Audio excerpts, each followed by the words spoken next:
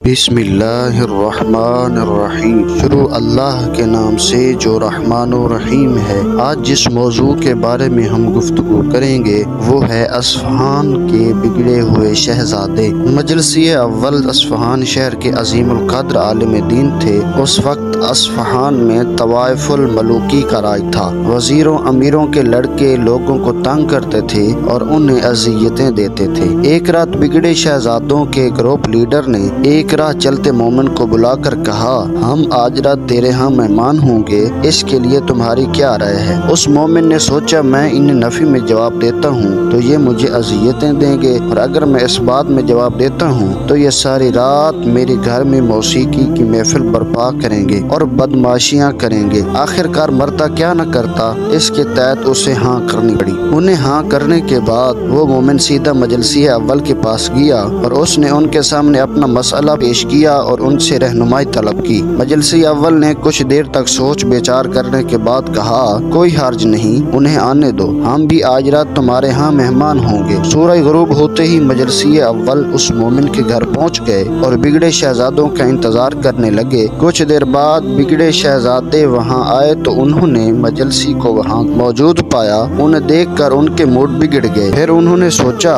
کہ وہ کوئی ایسی بات کریں جس سے حضرت مجلسی وہاں سے چلے جانے پر مجبور ہو جائیں۔ ان کے سربراہ نے علامہ مجلسی سے کہا، حضرت علامہ آپ بتائیں کہ آپ کو ہماری کس روش پر اعتراض ہے، اور اس کے ساتھ یہ بھی واضح کریں کہ آپ کا کردار کیسا ہونا چاہیے جس کی وجہ سے ہم پر آپ کا احترام واجب ہو سکے۔ علامہ مجلسی اول نے فرمایا، عزیزان من، ہمارے اندر بہت سی خامیاں اور عیوب ہیں، لیکن اس کے باوجود ہمارے اندر ایک خوبی موجود ہے، وہ یہ ہے کہ ہم نعمت کے قدردان ہیں اور اپنے موسن کا احترام کرنے والے ہیں۔ اگر کوئی ہمیں کھانا کھلاتا ہے تو ہم اس کے برتن میں چھینک کرنے کی عادی نہیں ہیں اور ہم اس کی خیانت نہیں کرتے، اور ہم زندگی بھر احسان یاد رکھتے ہیں، لیکن تمہارے اندر یہ صفت موجود نہیں ہے۔ بگڑے شہزادوں کے سربراہ نے جواب دیا، آپ پورے اصفہان کے لوگوں سے پوچھیں، وہ آپ کو یہ بتائیں گے کہ ہم کسی کا کھانا کھا کر اس کے برتن میں چھینک کرنے کے عادی نہیں ہیں۔ علامہ مجلسی نے کہا، میں دوسروں سے بھلا کیا پوچھوں، تمہارے متعلق میں خود یہ گواہی دیتا ہوں کہ نعمت کی بے قدری تم لوگ کرتے ہو۔ کیا تم خدا کی نعمت کھا کر اس کی نافرمانی نہیں کر رہے؟ کیا خدا نے تمہیں سلامتی اور صحت جیسی عظیم نعمت عطا نہیں کی ہیں؟ کیا خدا نے تمہیں ہاتھ، پاؤں، کان اور آنکھ جیسی عظیم نعمت عطا نہیں کی ہیں؟ اور کیا خدا نے تمہیں وسیع نعمت عطا نہیں کی ہیں؟ پھر تم خدا کی نمک حرامی کیوں کرتے ہو اور رزق حلال پر رزق حرام کو ترجیح کیوں دیتے ہو؟ اور کیا تم لوگ شراب و کباب کی محافل سجا کر اپنے خدا کی نمک حلالی کر رہے ہو یا نمک حرامی کا ارتکاب کر رہے ہو؟ بگڑے شہزادوں نے علامہ کی باتیں سنی تاکہ علامہ کی باتوں سے